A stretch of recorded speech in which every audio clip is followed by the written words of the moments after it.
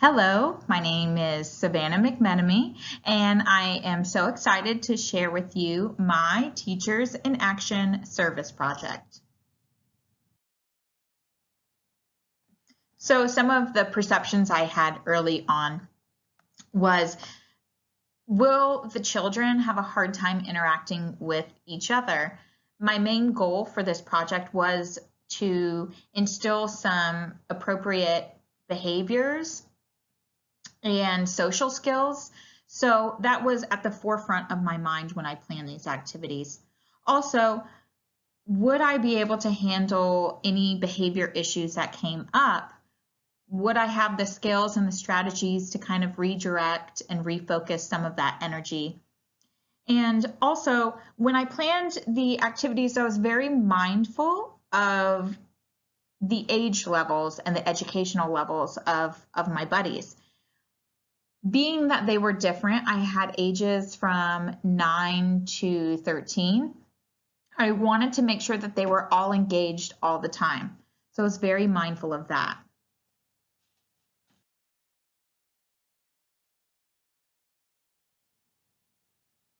So the where and the who of this event. This was a 3-day event, 3 separate Saturdays in Eustis, Florida. 2 of them took place in my home, and then the third took place at Publix and also at my home. It included 3 students. I have a colleague that works for Learning Leaps, and she had 2 parents that were interested in this event, and also a personal friend's daughter was interested in attending this event.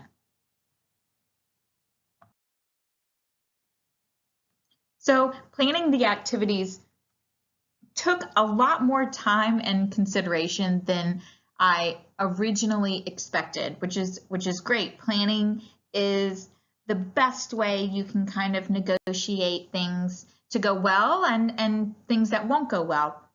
So I was happy that I took a little bit more time than I thought I would. There were some adjustments to the initial plan that I submitted to you.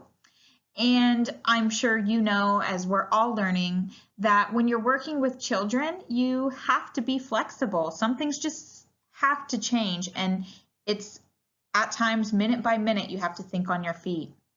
Some of the changes included the location, which was changed because all of the students were local to me and in my area. Also, the cooking activity changed from cookies to personal pizzas. I felt this was a better idea because the time of day, the children were going to be hungry. So they needed something more substantial than cookies. Also, the amount of days went from 4 to 3. I kind of combined some of the activities, which I felt was just a better flow. These changes were needed just to maximize the event and ensure that the parents and the children had a great time and it was easily accessible for them. Also, some of the things that I planned was I tried to think about what I would expect and kind of what to do if.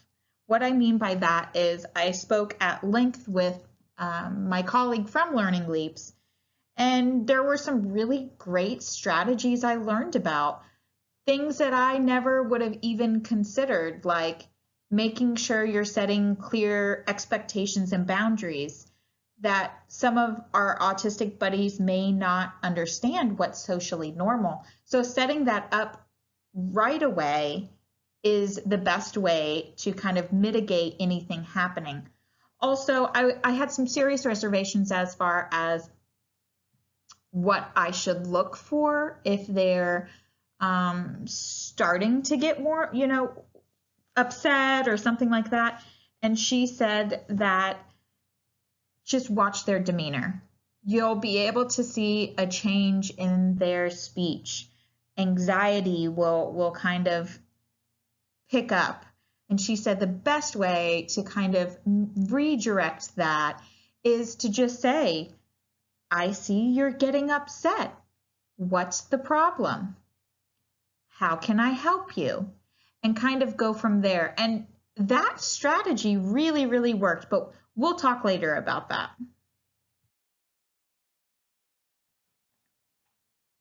So the cooking event was our first event, and it totaled really more than 5 hours, but I'm trying to keep it the even 15 for you. So what this event consisted of is meeting the children at the grocery store to purchase items for a pizza, and then we would return home to make the pizza. During the shopping trip, we talked a lot about appropriate behavior in a store, kind of things like, staying with the person you're shopping with, not wandering away. Also we talked a lot about ingredients and how one person could like something and another person couldn't. So it was okay to have different ingredients. Also how to shop for the recipe, kind of how to utilize a budget. We talked about money, and if you have this much, you can't go over. The kids really, really enjoyed this activity. I also made sure while we were at the store that they chose the items that they wanted. We did have one of my buddies get very upset that one of the other little girls chose pepperoni for her pizza because she did not like pepperoni. And I could see her anxiety was lifting, and she was getting more upset. And that was a moment we all were able to talk about, well, pepperoni is going to go on her pizza, but not on your pizza because you have two separate pizzas, and it's okay that she has it and you don't. So that was like a really nice moment. Also, I was so pleasantly surprised that they were able to communicate their preferences with gusto. They knew what they wanted, and they were very keen on telling me. So once we got done at the store, we came back and we prepared the pizza. So as you see here, we all had a really, really great time with this. We talked about how people can have different things, and that was okay, which was mentioned previously. And the big thing I learned is to set up those very important boundaries and guidelines right away walking through the door.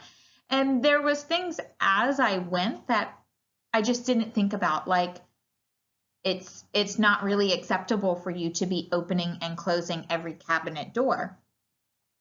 But I think that stemmed from the next lesson, which was you cannot leave them idle. You can't let them have downtime. So making sure that they're kept busy and that they're able to, have something every minute. Also, I have a trampoline here at my home, which all of the children were really excited about. And of course, after I got permission from parents, that was a reward we did use. We did have, a reminder throughout. If we do this and we have appropriate behavior at the end, we will jump on the trampoline, which was a great incentive and something for them to keep on track and look forward to. So my next event was a science and sensory play day, which again was a little bit more than 5 hours, but that's okay. This event consisted of making slime and adding other sensory items to the slime. Things like glitter, puffballs, these crunchy plastic add-ins, beads.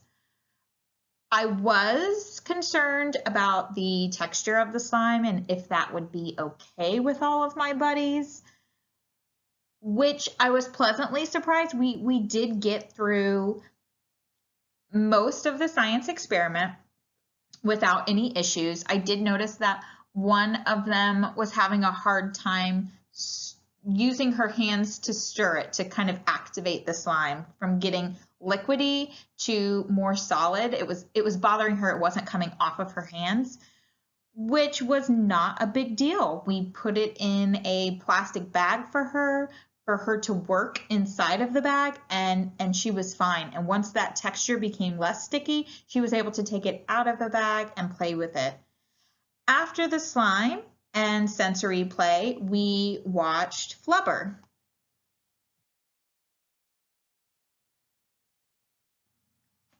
So the girls absolutely loved the slime. The slime and the science part was really fun, really engaging, and when we transferred over to watching Flubber, again, I set clear expectations before we watched the movie of what was appropriate and the behavior we would have.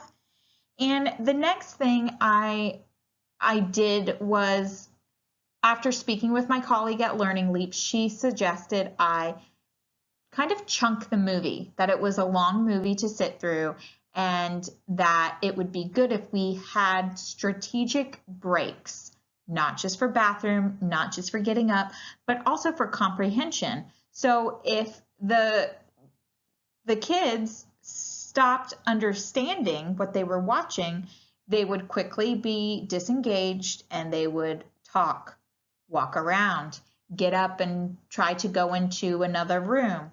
So it was really important to have those strategic breaks in the movie where we can stop and talk about what was happening with the characters, kind of connect it back to their slime, and they really enjoyed that.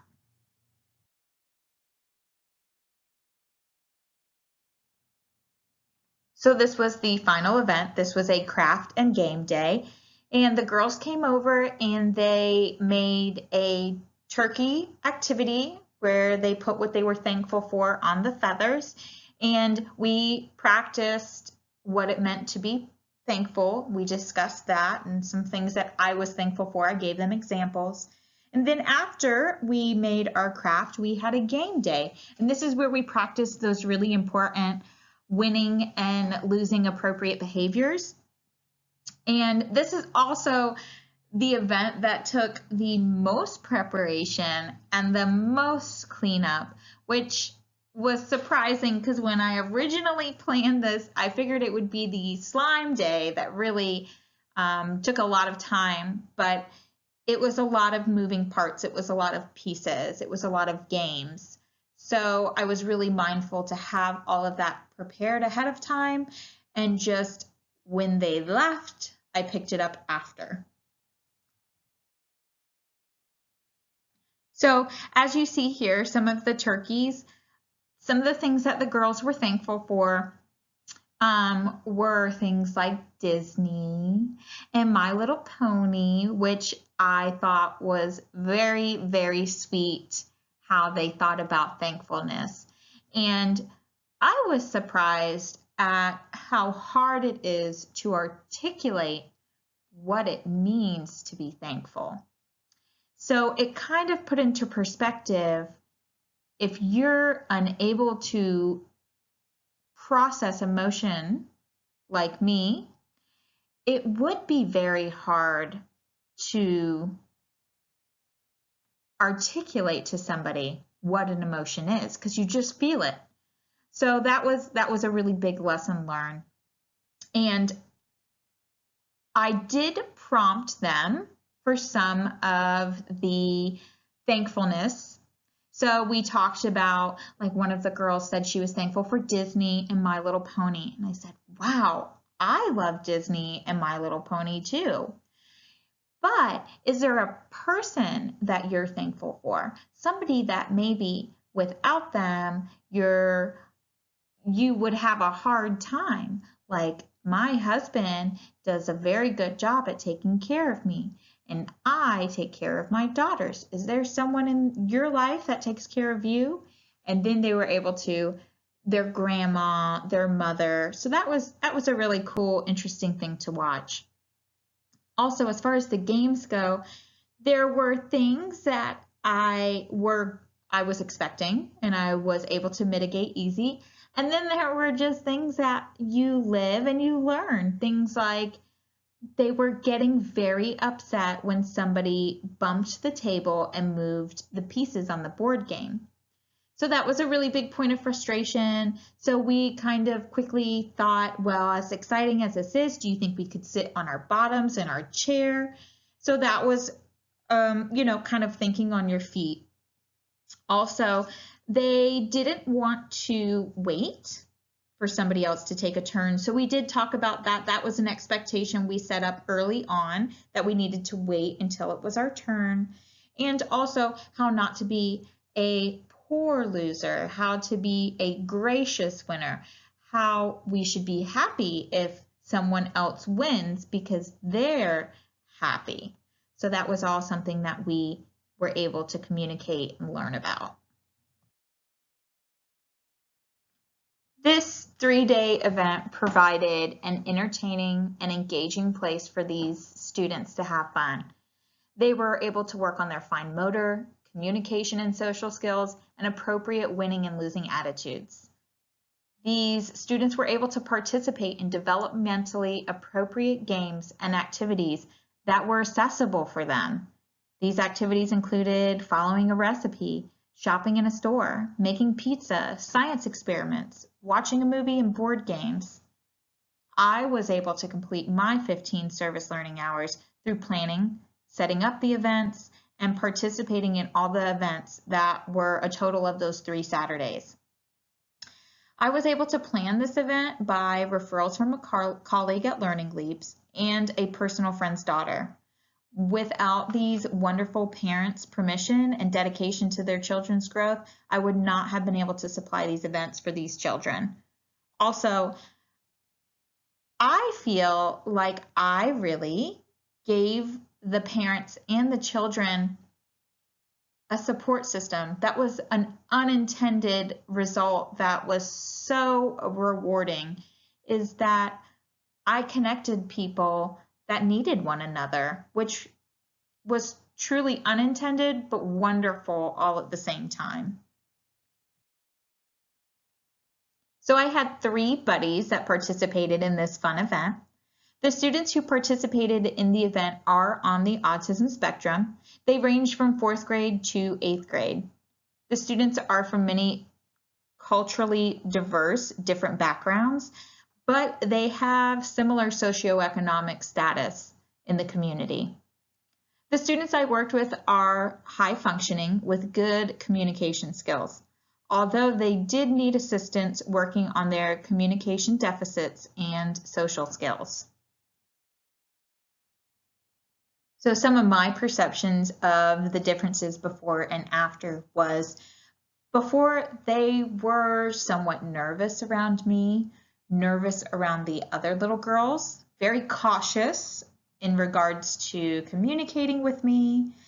They were at times overwhelmed, had anxiety, or were hesitant, whereas after each event, afterwards, they were always so proud, so accomplished. I noticed by the 3rd event, they were enthusiastic when they came through that door. They were happy, they were eager to sit down and work with their friends and work with me and do the activities.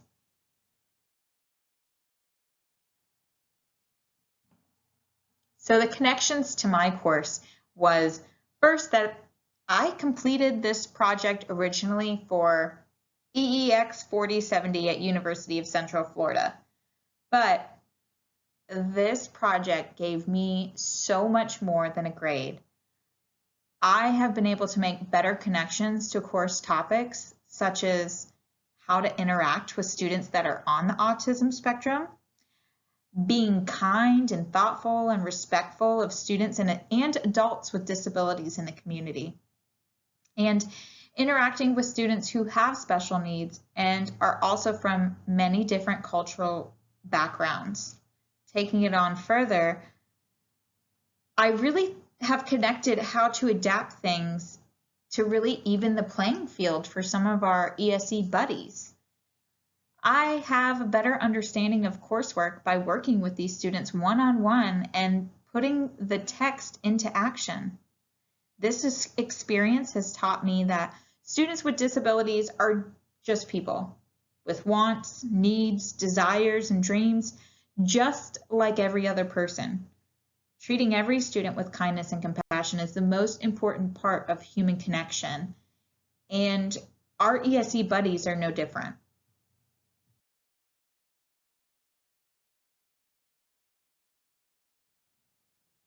service learning and civic engagement are an experience that gives more to the person doing the work than I feel the person on the receiving end. This type of service is a chance for people to help those in the community while being able to learn from the people who may have special needs. And that was one of my biggest takeaways, was that I learned so much about others and about myself while doing this. It was very intrinsically rewarding for me. Also, service learning is something that I really hope to implement in my classroom. Even if it's on a very small scale, I think it's such an important thing to teach. There's something to say about bringing this real world experience into the classroom, and I hope I can teach this to my students. Some of my final thoughts on this is, first, I just cannot express to you how much this assignment meant to me. This is truly an experience I will never forget. I feel like I made an impact in these girls' lives. They certainly made an impact on mine. There were unexpected outcomes that I just never thought about even happening. I brought a group of parents together that sometimes feel like they're alone. So that was definitely a truly amazing experience. It was just magical to watch happen. Also, working with those who have special needs is one of the most rewarding things I have ever done. I plan on sharing my experiences and encouraging others to take time to volunteer in their community. Thank you.